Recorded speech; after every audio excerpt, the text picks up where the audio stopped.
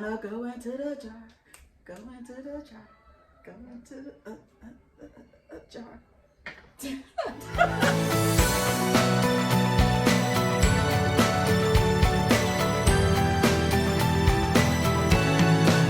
Hello everyone, welcome back to another J.A.R. Revealed conversation. Today we are, what are we doing today? We are, hey, I saw these. I'm just getting straight into it. Saw these in the store, so I figured we try this together, right? Okay. Russian roulette. Doritos. Oh, that's why you putting your Doritos Roulette. This ain't Russian roulette. Russian Don't roulette. touch my mama. Okay, you got your hand behind it, like it was something like a small object, and you're trying to make sure they see. It don't smell hot At all. It's like nacho cheese. Let's play roulette. I just said it was hot. I thought they was changing their thing. I thought roulette means that it's hot. No? See? It's like a fire. Oh, maybe it's in there. Oh, that's why it's called roulette. Oh, you gotta It's pick just- the one. Also, Yeah. okay. Yeah. Oh, duh. Oh, duh. Bruh. So for today's conversation, I want to talk about listening to your body, because I found a picture of a cyst that I had removed, like, what was that, 2016? And I was just like, man, this thing is gross. Like that was inside of me. Yeah, that was gross. You never saw the picture? I don't want to see the picture. Oh, you gonna see the picture. Oh, you gonna see the picture. It just made me think of, like at that time, when I felt the pain, I didn't really know what it was, and I had to wait till I had insurance to go get it checked out. And then the first doctor told me that, it's just like a cyst or whatever, it's going to dissolve. But On his own. but it was still like painful, and I was like real concerned about it. And so when I went to the next doctor, she told me, "Oh, we need to get this removed. This has to be taken out. It's growing." And at that time, she told me it was like the size of an orange. So I'm like, "What? The size of an orange? Like inside my body?" So yeah, and she was like, "We need to have surgery." So I ended up getting it cut out, and I'm gonna try to put the picture of the cyst. Warning: it is a little gross, so you may want to blink a couple times. Blink a couple of times to miss it. Again, it's extremely important to listen to your body, listen to your instincts about yourself. And you can hear my kids in the background. We didn't really have a babysitter this time to do our video, so they'll be popping in and out. Shoot, I think I probably ate it low key. It What? wasn't hot. It wasn't that hot, but I don't know if it was more. It was good.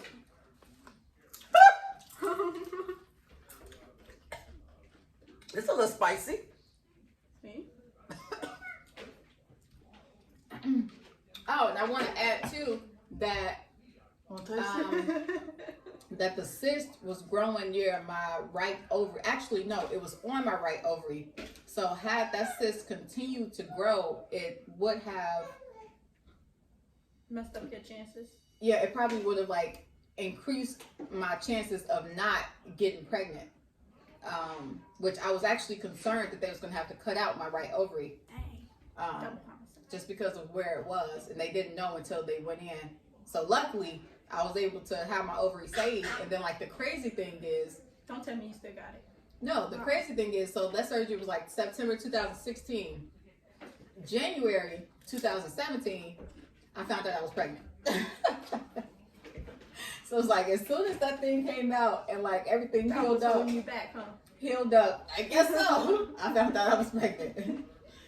I had my first child September 2017. Dang, it's been that long. Don't mind your mama in the middle down. But also your body can tell you a lot too. Like I know recently I was not feeling so well, and I thought, okay, maybe I'm coming down with like a cold or something, and I was at work and everybody just telling me like, you don't look so good. And I'm like, yeah, I don't feel so good. Like it feel like I can't really. I was just feeling real. How can I put it? Like I just couldn't really function really. I just wanted to sit down, and once I sat down, I knew I was gonna be asleep. And it's crazy because I ended up leaving early, came home, and I took some NyQuil and going to sleep. Next day, I was feeling perfect. I was about to say, oh Lord, don't have give us a surprise on this table. I think I just had a hot one. It would never be that one. Yep. You just had a hot one? See, told you I That's a wasn't little the only spicy. one. That's a little spicy. It's a little spicy, yeah. Pretty good though. Feel something just isn't right. Your body can do it.